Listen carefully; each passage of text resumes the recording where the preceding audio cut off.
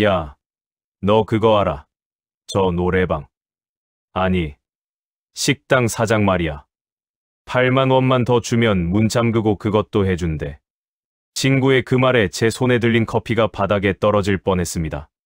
수님이네 밥상. 제가 매일 점심을 먹는 그 식당. 항상 따뜻하게 웃어주시던 박수님 사장님이 정말 그런 사람일까요? 하지만 저는 몰랐습니다. 그 소문 뒤에 숨겨진 충격적인 진실을. 그리고 수님 씨와 제가 40년 전 단 하루 만났던 첫사랑 사이였다는 것을. 세상이 우리를 막아섰고 가족이 등을 돌렸습니다. 하지만 그날 밤 텅 빈 식당에서 문이 닫혔을 때 우리는 40년을 기다린 사랑을 온전히 확인했습니다. 이 나이에 다시 찾은 떨림. 그 이야기를 지금부터 들려드리겠습니다. 시작 전에 구독과 좋아요는 저 같은 사람에게 큰 힘이 됩니다. 모두 무료이니 부담 없이 응원 감사드립니다. 야, 너 그거 알아? 수님이네 밥상 사장 말이야.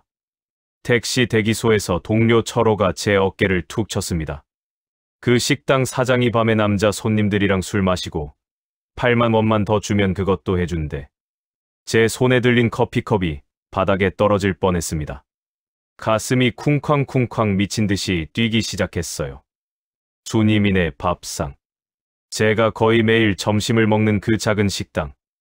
항상 깔끔한 앞치마에 단정한 파마머리를 묶고 계신 박수님 사장님. 전 올해 65, 강태수입니다. 아내가 5년 전에 세상을 떠난 뒤로 혼자 택시 몰면서 살고 있어요. 그런 제게 수님이네 밥상은 유일한 낙이었습니다. 수님 씨가 내어주는 따끈한 된장찌개 한 그릇, 정갈하게 담긴 반찬들, 그리고 그분의 부드러운 미소. 그게 전부였는데. 야, 너 자주 거기 가잖아.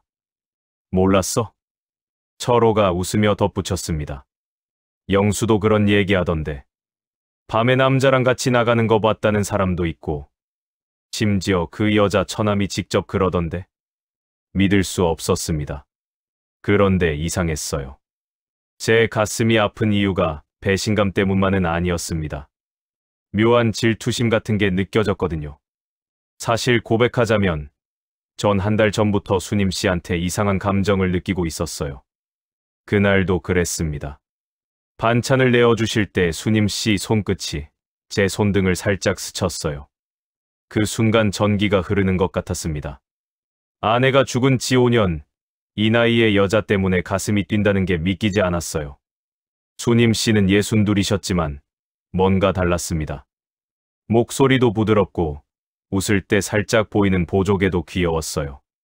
테이블을 닦을 때 스치는 어깨, 앞치마 끈을 묶는 가느다란 손가락. 자꾸만 눈이 갔습니다. 그런데 이상한 게 또 있었어요. 수님 씨가 저를 볼 때마다 뭔가 익숙하다는 듯한 눈빛을 보냈습니다. 어디서 본 것 같은데 생각이 안 났어요. 이 나이에 무슨 짓이야. 스스로를 타박했지만 수님 씨 생각은 계속 났어요. 그런데 그런 소문이라니. 야, 너 설마 그거 모르고 다닌 거야? 동네에서 다 아는 얘기인데. 알았어. 이제 안 갈게. 전 돌아서서 차에 올랐습니다. 핸들을 잡은 손이 떨렸어요. 일주일간 수님이네 밥상을 피했습니다. 다른 식당에서 점심을 때우거나 아예 편의점 도시락으로 끼니를 해결했어요. 그런데 이상했습니다. 수님 씨를 의심하면서도 왜인지 그 사람이 더 보고 싶었어요. 수님 씨가 건네는 따뜻한 밥 한 그릇이, 그분의 부드러운 미소가 자꾸만 생각났습니다. 밤에 잠도 제대로 못 잤어요. 정말 그런 사람일까? 그렇게 따뜻하게 웃던 사람이. 머릿속이 복잡했습니다. 배신감, 실망, 그리고 그리움. 일주일이 지났을 때 전 결심했습니다. 직접 확인해야겠어. 일주일 만에 다시 수님이네 밥상 앞에 섰습니다. 그냥 들어가자. 직접 확인하는 수밖에. 문을 밀고 들어가는 순간 수님 씨와 눈이 마주쳤어요. 어머, 손님. 오래간만이세요. 수님 씨가 잠깐 멈칫하더니 미소를 지었습니다. 그런데 그 눈빛이 이상했어요.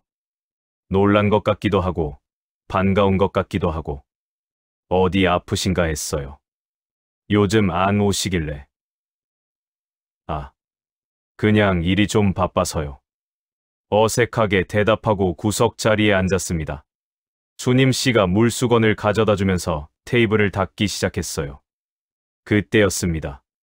수님 씨가 테이블을 닦으려고 몸을 숙이는 순간 가슴이 제 팔뚝에 살짝 스쳤습니다. 아, 죄송해요. 수님 씨 얼굴이 순식간에 빨개졌어요. 저도 당황해서 고개를 돌렸습니다. 가슴이 두근두근 뛰었어요. 이 나이에 뭐 하는 짓이야. 오늘은 뭘 드릴까요? 된장찌개 주세요. 수님 씨가 주방으로 들어갔습니다. 남을 닦는 수님 씨의 가느다란 목덜미가 보였어요. 파마머리를 묶은 머리핀 사이로 땀방울이 맺혀 있었습니다. 자꾸만 눈이 갔어요. 음식이 나왔습니다. 반찬을 놓을 때 수님 씨 손목에 시퍼런 멍이 보였습니다. 사장님, 손목에 그건. 아, 이거요? 수님 씨가 황급히 소매를 내리며 어색하게 웃었습니다. 그냥 부딪혔어요. 괜찮아요. 하지만 그 눈빛에서 두려움 같은 게 느껴졌어요. 거짓말하는 것 같았습니다. 점심시간이 끝나갈 무렵 단골로 보이는 아저씨 한 분이 계산하면서 말했습니다. 사장님, 오늘 밤에 시간 되면 술 한잔 어때요? 제가 좋은데 알아요. 수님 씨의 표정이 굳어졌습니다. 죄송해요. 저는 그런 거 안 해요. 손님은 손님일 뿐이에요. 단호한 목소리였습니다. 아저씨는 쑥스러운 듯 나갔어요. 바로 그때 식당 문 밖에서 누군가 안을 노려보고 있었습니다. 험악하게 생긴 50대 후반 남자. 눈빛이 날카롭고 입가에 비웃음이 걸려 있었어요. 수님 씨도 그 남자를 봤는지 온몸이 굳어지더니 고개를 숙였습니다. 손이 떨리는 게 보였어요. 저 남자는 누구지? 왜 수님 씨가 저렇게 무서워하지? 뭔가 이상했습니다. 소문과는 달리 수님 씨는 단골 손님의 제안을 단칼에 거절했어요.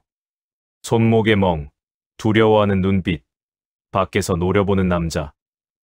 이건 소문과 다른 무언가가 있어. 저녁 무렵, 전 다시 식당으로 향했습니다. 이번엔 확실하게 확인하고 싶었어요. 사장님, 저녁도 여기서 먹어도 될까요? 네, 그러세요. 어서 오세요. 수님 씨가 저를 볼 때마다 뭔가 말하고 싶은 듯한 표정을 지었습니다. 하지만 곧 고개를 돌렸어요. 손님이 점점 줄어들었습니다. 밤 10시가 넘어가자 저 혼자만 남았어요. 마지막 손님이 나가고 수님 씨가 설거지를 시작했습니다. 저는 그 모습을 가만히 바라봤어요. 작은 어깨가 축 처져 있었습니다. 뭔가 무거운 짐을 혼자 지고 있는 것 같았어요. 이 사람은 절대 소문처럼 그런 사람이 아니야. 수님 씨가 설거지를 마치고 돌아보며 말했습니다. 손님, 오늘은 왜 이렇게 늦게까지 계세요? 목소리가 떨리고 있었습니다. 사장님, 혹시 제가 여쭤봐도 될까요? 뭐려? 그 소문. 사실이 아니죠? 수님 씨 눈에 눈물이 글썽였습니다. 수님 씨 눈에서 눈물이 뚝 떨어졌습니다. 그 소문. 다 거짓말이에요. 저는 그런 사람 아니에요. 알아요. 저도 그렇게 생각했어요. 저는 수님 씨 앞 의자를 당겨 앉았습니다. 사장님, 혹시 소주 한 잔 같이 하실 수 있을까요? 이야기 좀 나누고 싶어요. 수님 씨는 잠시 망설이다가 고개를 끄덕였어요. 그럴까요? 저도 오늘따라 혼자 있기 싫네요. 수님 씨가 소주 2병과 안주를 가져왔습니다. 낡은 테이블에 마주 앉았어요. 은은한 조명만 켜진 텅 빈 식당. 둘만의 공간이었습니다. 공기가 묘하게 뜨거웠어요. 첫 잔을 따랐습니다. 술잔을 주고받을 때마다 손끝이 스쳤어요. 수님 씨도 느꼈는지 손을 움찔했습니다. 사장님 성함이 어떻게 되세요? 박수님이에요. 손님은요?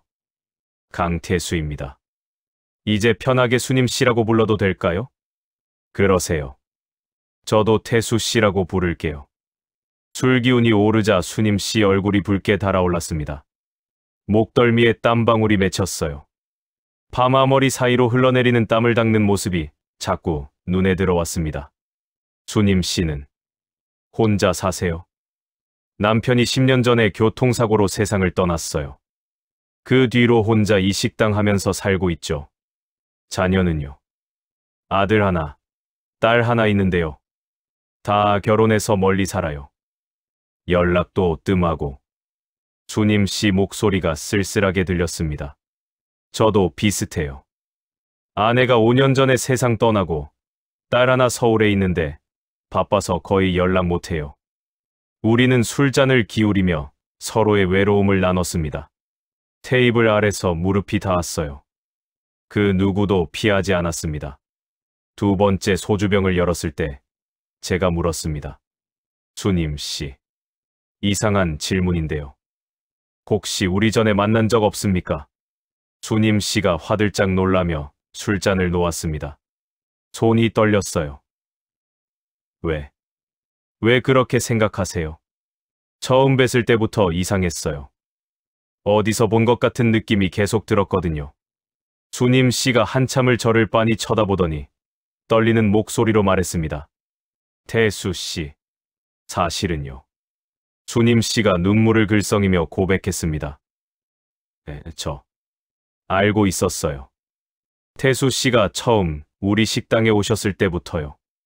뭐라고요? 40년 전 대전 중앙시장에서 만났던 그 남자분. 태수 씨죠. 제 심장이 멈춘 것 같았습니다. 그럼 수님 씨도? 수님 씨가 눈물을 흘리며 말했습니다. 저예요. 그날 커피 한 잔 함께 마셨던 그 여자요. 수님 씨. 기억이 쏟아져 들어왔습니다. 1985년. 제가 25, 수님 씨가 22이었을 때 저는 막 군대에 제대하고 일자리를 찾아 헤매던 청년이었고 수님 씨는 서울에서 일하다가 고향 대전에 잠깐 내려온 처녀였어요. 중앙시장을 지나가다 우연히 부딪혔고 제가 미안하다며 커피를 샀습니다. 그리고 해질녘까지 시장을 걸으며 이야기를 나눴어요. 떡볶이도 먹고 공원 벤치에 앉아서 인생 이야기도 했죠. 헤어지기 전 짧지만 떨리는 입맞춤을 나눴습니다. 하지만 연락처를 묻지 못하고 그냥 헤어졌어요. 왜 말 안 하셨어요? 부끄러웠어요. 40년이 지났고 저는 결혼도 했다가 과부가 됐잖아요. 게다가 지금은 이런 소문까지. 수님 씨가 울먹였습니다. 먼저 말을 걸 용기가 없었어요. 혹시 태수 씨가 저를 기억 못하시면 어쩌나. 저는 테이블 너머로 손을 뻗어 수님 씨 손을 꽉 잡았습니다. 손바닥이 뜨거웠어요. 저도 평생 당신을 잊지 못했어요. 40년 동안 그날을 생각하며 살았습니다. 나도요, 태수 씨. 수님 씨가 떨리는 목소리로 말했습니다. 잠깐만 기다려주세요. 보여드릴 게 있어요. 수님 씨가 식당 뒤쪽 사무실로 들어가더니 낡은 상자를 들고 나왔습니다. 상자 안에서 흑백 사진 한 장을 조심스럽게 꺼냈어요. 이거 남편한테 들킬까봐 오래된 장부 사이에 숨겨뒀어요. 남편 돌아가신 후에야 다시 꺼내봤어요. 사진 속에는 젊은 남녀가 중앙시장 앞에서 나란히 서서 웃고 있었습니다. 이게 우리 40년 전 그날 시장 아저씨가 찍어주신 사진이에요. 이 나이에 가슴이 이렇게 뛸 줄 몰랐습니다. 이게 운명일까요? 수님 씨, 40년을 돌아왔네요. 태수 씨. 그 순간 세상에 우리 둘만 남은 것 같았습니다. 그날 밤 자정이 넘어서 식당을 나왔습니다. 수님 씨와 손을 잡고 문 앞까지 걸어왔어요. 아무도 없는 골목이었지만 우리는 조심스럽게 손을 놓았습니다. 내일 새벽에 공원에서 만날까요? 수님 씨가 떨리는 목소리로 물었습니다. 그럴까요? 아무도 없을 시간에. 하지만 우리는 몰랐습니다. 골목 구석 전봇대 뒤에서 누군가 우리를 지켜보며 핸드폰으로 사진을 찍고 있다는 걸. 며칠이 지나자 소문이 조금씩 퍼지기 시작했습니다. 수님이네 식당 사장, 요즘 택시기사랑 자주 본대. 밤에 단둘이 있는 거 봤다는 사람도 있고. 처음엔 애매한 소문이었어요. 하지만 일주일쯤 지나자 더 구체적으로 변했습니다. 그 택시기사도 결국 당했대. 늙은이가 철없이 왜 저래? 동네 구석구석에서 수근거리는 소리가 들렸어요. 하지만 저는 개의치 않았습니다. 수님 씨가 어떤 사람인지 알게 됐으니까요.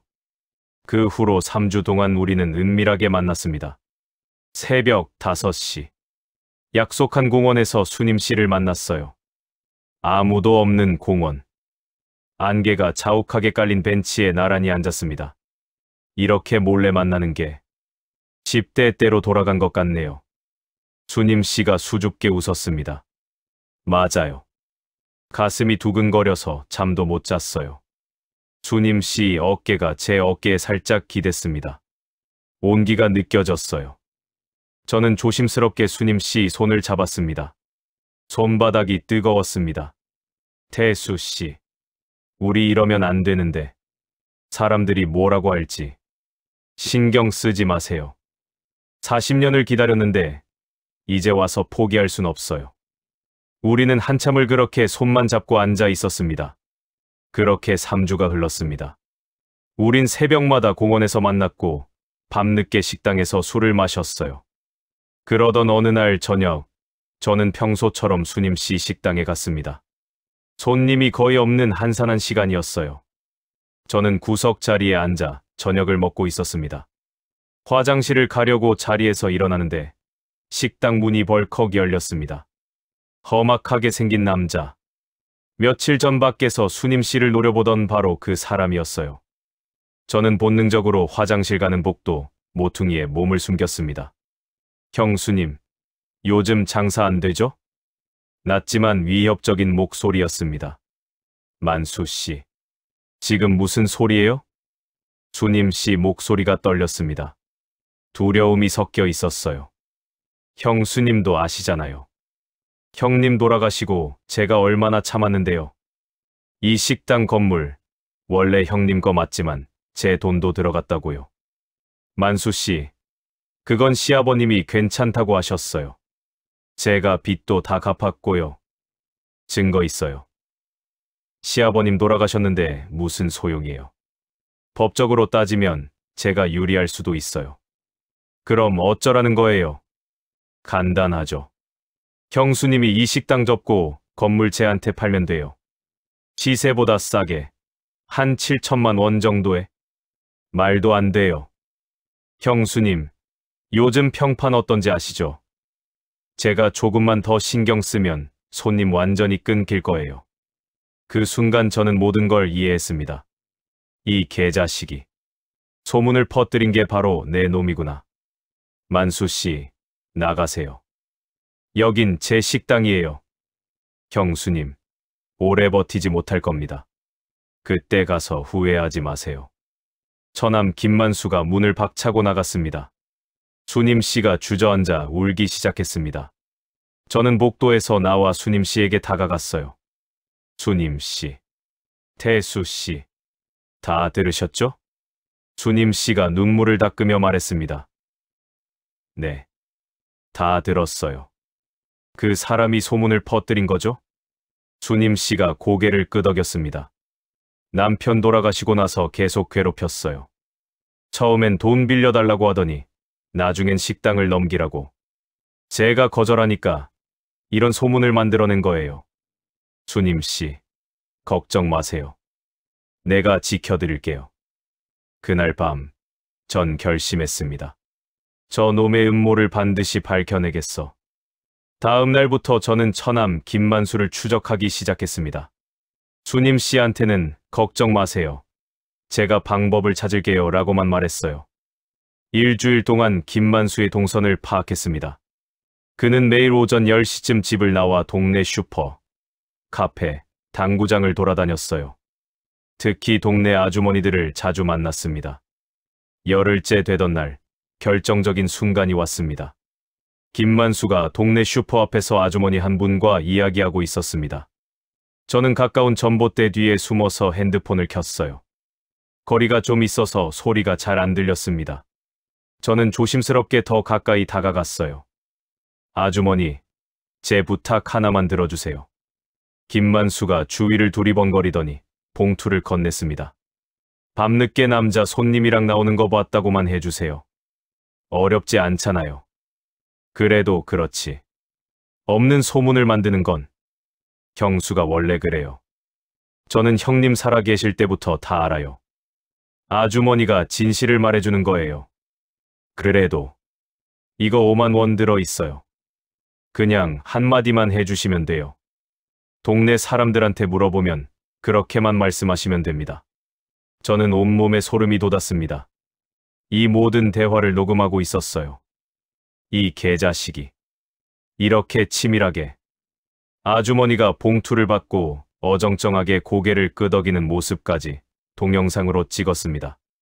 그 후 며칠 더 미행했습니다. 김만수는 최소 3명의 동네 사람들에게 같은 방식으로 접근했어요. 전부 녹음하고 촬영했습니다. 2주간의 증거 수집 끝에 저는 수님 씨를 찾아갔습니다. 수님 씨, 증거를 잡았어요. 모든 소문이 처남짓이에요. 수님 씨가 눈물을 흘렸습니다. 이제 어떻게 하죠? 내일 점심시간에 식당 앞에서 폭로할 겁니다. 사람들한테 진실을 알려야 해요. 하지만 만수 씨가 가만히 있지 않을 텐데. 괜찮아요. 저한테 확실한 증거가 있어요. 다음 날 점심시간. 수님이네 밥상 앞에 저는 일찍 도착했습니다. 손님들이 오가는 시간을 기다렸어요. 동네 사람들이 제법 모였을 때 저는 큰 소리로 외쳤습니다. 여러분, 잠깐만 들어보세요. 사람들이 저를 쳐다봤습니다. 박수님 사장님에 대한 소문 모두 거짓입니다. 웅성거리는 소리가 들렸어요. 수님 씨는 결백합니다.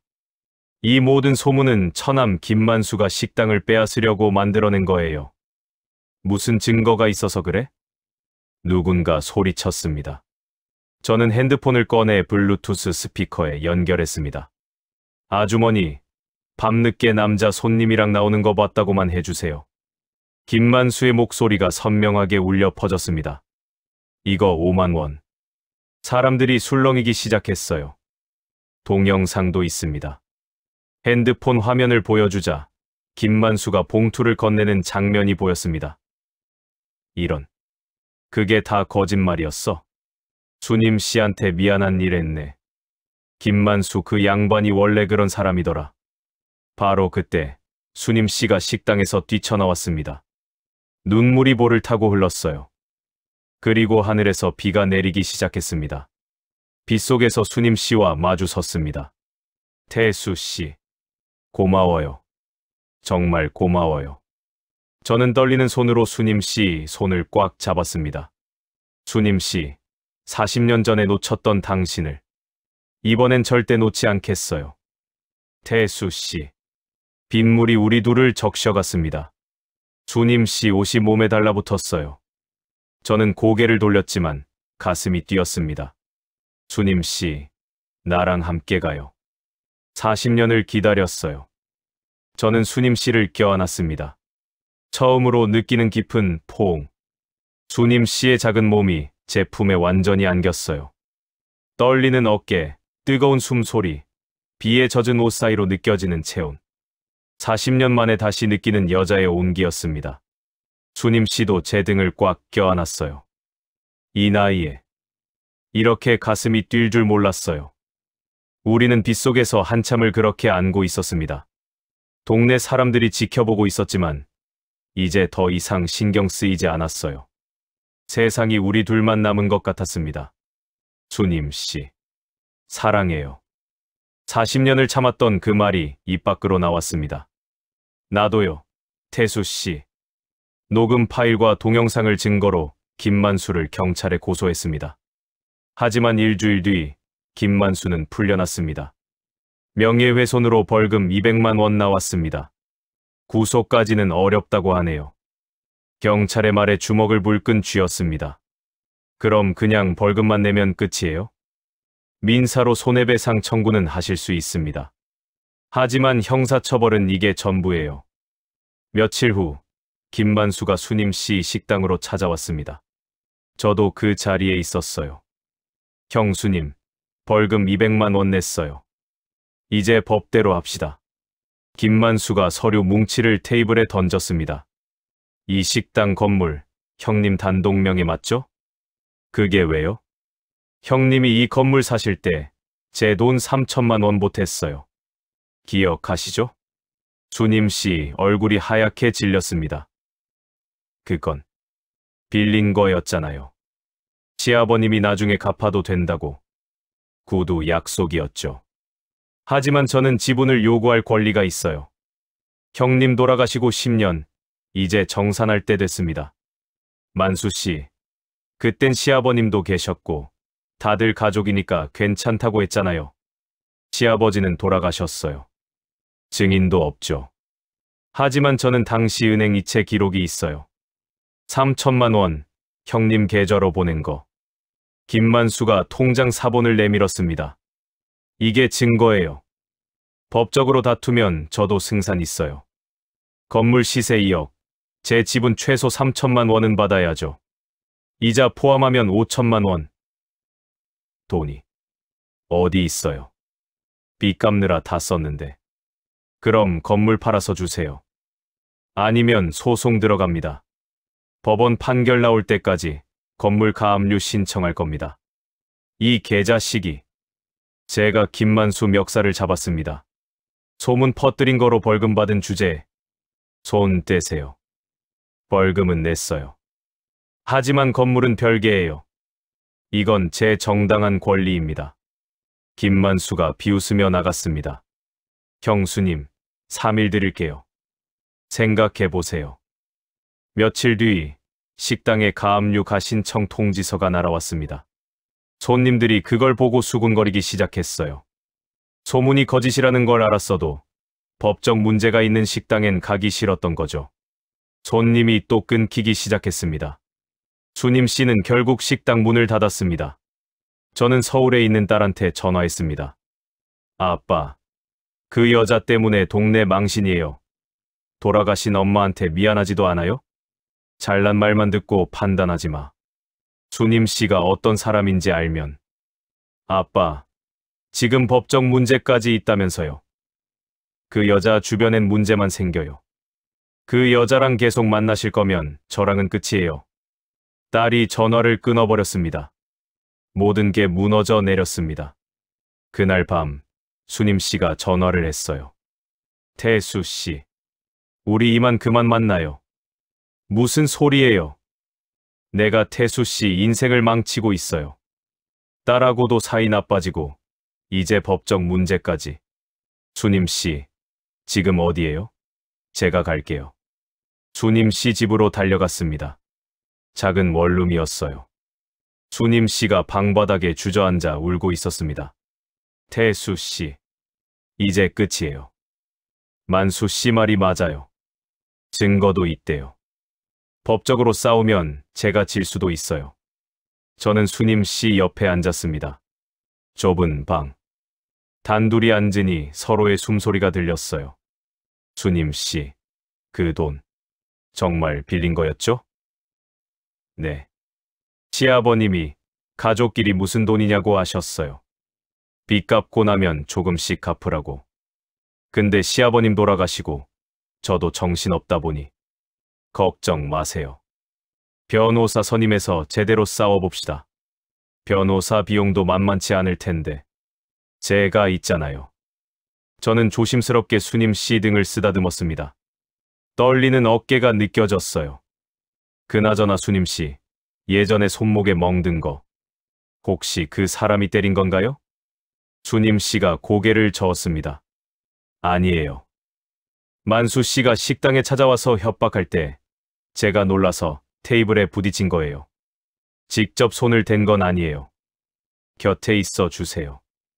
수님 씨가 떨리는 목소리로 말했습니다. 저는 수님 씨를 안아주었습니다. 수님 씨도 제 품에 안겼어요. 수님 씨, 돈 문제는 해결할 수 있어요. 당신을 잃는 게 더 무서워요. 태수 씨. 수님 씨가 제 손을 꽉 잡았습니다. 손바닥이 뜨거웠어요. 우리는 그날 밤 오래도록 손만 잡고 앉아 있었습니다. 선을 넘고 싶었지만 망설여졌어요. 하지만 그 어떤 순간보다 뜨거운 밤이었습니다. 내일 변호사 사무실 알아볼게요. 태수 씨, 이 나이에 이런 짐을 지게 하고 싶지 않아요. 사랑하는 사람 위에 지는 짐은 무겁지 않아요. 수님 씨가 고개를 끄덕였습니다. 그리고 입맞춤했습니다. 40년 전 그 입맞춤보다 더 절박하고 더 간절한 입맞춤. 수님 씨가 제 목덜미를 감쌌어요. 우리는 한참을 그렇게 서로를 느꼈습니다. 온몸이 떨렸습니다. 이 나이에 이런 감정을 느낀다는 게 부끄러우면서도 멈출 수 없었어요. 당신을 사랑하오. 수님 씨 귓가에 속삭였습니다. 수님 씨가 더 세게 저를 안았어요. 입맞춤이 끝나고 우리는 서로를 빤히 쳐다봤습니다. 수님 씨 눈빛이 달라져 있었어요. 두려움이 아닌 간절함이었습니다. 태수 씨, 저 오늘 혼자 가기 싫어요. 떨리는 목소리였습니다. 수님 씨, 40년을 기다렸잖아요. 이제 더 이상 기다리고 싶지 않아요. 저는 수님 씨 손을 꽉 잡았습니다. 정말 괜찮겠소?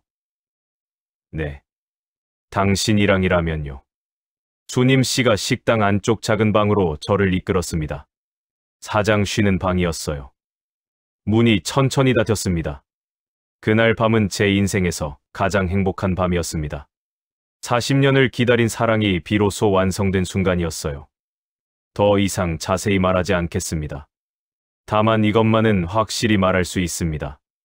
수님 씨와 함께한 그 시간은 젊었을 때 느꼈던 그 어떤 순간보다 더 간절하고 더 아름다웠습니다.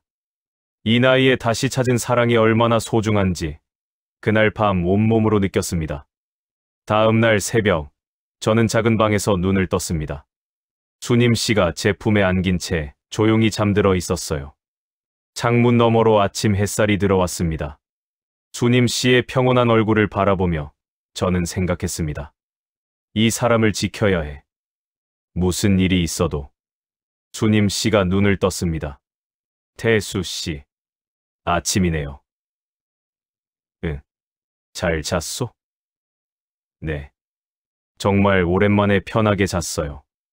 수님 씨가 수줍게 미소 지었습니다. 태수 씨, 어젯밤 꿈이 아니죠? 꿈이 아니요. 우리 이제 진짜 함께하는 거요. 수님 씨가 제 손을 꽉 잡았습니다. 고마워요, 태수 씨. 40년을 기다린 보람이 있어요. 나도 그래요. 우리는 한참을 그렇게 누워서 서로를 바라봤습니다. 행복했습니다. 그런데 바로 그때였습니다. 식당 문이 벌컥 열렸습니다. 거기 누구 있어? 김만수 목소리였습니다. 우리는 깜짝 놀라 자리에서 일어났습니다. 다행히 이미 새벽에 일어나 옷을 갖춰 입은 상태였어요. 식당 안쪽까지 들어온 김만수. 뒤에 경찰 2명이 따라 들어왔어요. 뭐야? 가압류 걸린 식당에서 이게 무슨 짓이야? 저는 수님 씨 앞을 막아섰습니다. 불법 영업 아니에요. 개인적으로 있었을 뿐이죠. 경찰 중 한 명이 김만수를 쳐다봤습니다. 김만수 씨, 여기 영업하는 것 같지 않은데요. 그때 다른 경찰이 무전기를 받았습니다. 김만수 씨 맞습니까? 네. 왜요? 사기 및 공갈 혐의로 긴급 체포 영장이 발부됐습니다. 동행해 주시죠. 김만수 얼굴이 하얗게 질렸습니다. 뭐라고요? 당신한테 피해 입은 사람들이 추가로 고소했습니다. 처제, 조카, 사업 파트너까지 총 4명이요. 경찰이 수갑을 채웠습니다. 형수, 이게 다 당신 때문이야. 당신이 변호사 시켜서 파헤친 거지. 김만수가 소리쳤지만 경찰에게 끌려 나갔습니다. 수님 씨가 제 품에 안기며 조용히 울었습니다. 이제 정말 끝난 건가요? 네. 이제 우리 새로 시작할 수 있어요. 김만수는 1심에서 징역 2년을 선고받았습니다. 재판은 석 달이 걸렸어요. 4명의 피해자가 증언대에 섰고 김만수의 상습적인 사기와 협박이 모두 드러났습니다.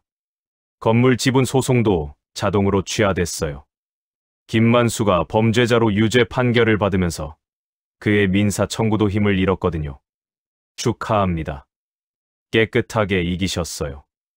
변호사가 웃으며 악수를 청했습니다. 수님 씨는 식당 건물을 팔기로 결심했습니다. 이제 이 동네에선 살고 싶지 않아요. 새로 시작하고 싶어요. 가압류가 풀린 후 건물은 1억 8천만 원에 팔렸습니다. 시세보다 조금 낮지만 빨리 팔아야 하니까 어쩔 수 없어요. 부동산 중개인이 말했습니다. 가압류 흔적 때문에 매수자가 꺼렸던 거죠. 그 돈으로 수님 씨는 빚을 정리하고 새 출발을 준비했습니다. 하지만 한 가지 마음에 걸리는 게 있었어요. 태수 씨, 저 따님한테 한번 가보고 싶어요. 수님 씨가. 네. 제가 직접 사과하고 싶어요. 따님이 태수 씨랑 멀어진 게 다 저 때문이잖아요. 일주일 후 수님 씨는 혼자 서울로 올라갔습니다. 저는 딸에게 미리 연락했어요. 수님 씨가 너를 만나고 싶어 한다. 한 번만 기회를 줘라. 딸은 마지못해 승낙했습니다. 수님 씨가 돌아왔을 때 눈이 빨갛게 부어 있었어요. 어떻게 됐어요? 따님한테 정말 미안하다고 아버지를 빼앗으려는 게 아니라고 말했어요.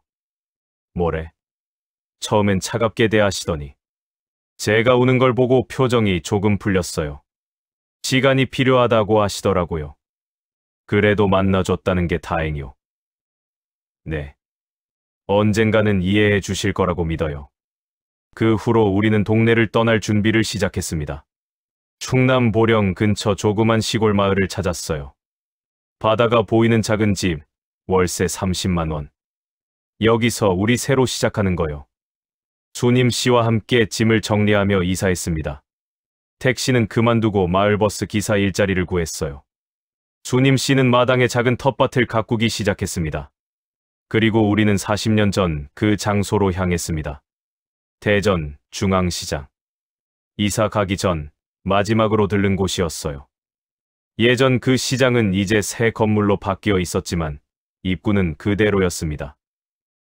여기. 우리가 처음 만난 곳이죠. 맞아요. 여기서 커피 사준다고 했잖아요. 우리는 손을 꽉 잡고 시장을 걸었습니다. 40년 전처럼 떡볶이를 사 먹고 근처 공원 벤치에 앉았어요. 수님 씨. 저는 주머니에서 작은 상자를 꺼냈습니다. 이게 뭐예요? 40년 전에 못한 약속, 이제 하겠어요. 상자를 열자 반지가 들어 있었습니다. 태수 씨. 이게 비싼 건 아니에요. 200만 원짜리지만 제 마음은 200억짜리예요. 수님 씨가 눈물을 흘리며 웃었습니다. 나랑 결혼해 주시겠어요? 남은 인생 함께 가요. 수님 씨가 눈물을 흘리며 고개를 끄덕였습니다. 저는 떨리는 손으로 수님 씨 손가락에 반지를 끼웠어요. 이제 당신은 내 사람이요. 나도 당신 사람이에요. 태수 씨. 보령으로 이사한 후 우리는 조용히 살았습니다. 일주일에 2번 수님 씨는 마을 경로당에서 무료 급식을 했어요. 동네 어르신들이 좋아하셨습니다. 수님 씨네 밥은 정말 맛있어. 정성이 느껴진다니까. 두 분 참 보기 좋아요. 서로 아끼는 게 눈에 보여. 마을 사람들은 따뜻했습니다. 아무도 우리 과거를 캐묻지 않았어요. 1년이 지났을 때 딸이 찾아왔습니다. 아빠. 왔구나. 딸이 현관에서 망설이다가 수님 씨를 보며 고개를 숙였습니다. 수님 이모님. 그동안 정말 죄송했어요. 제가 오해했어요. 아니에요. 나도 이해해요.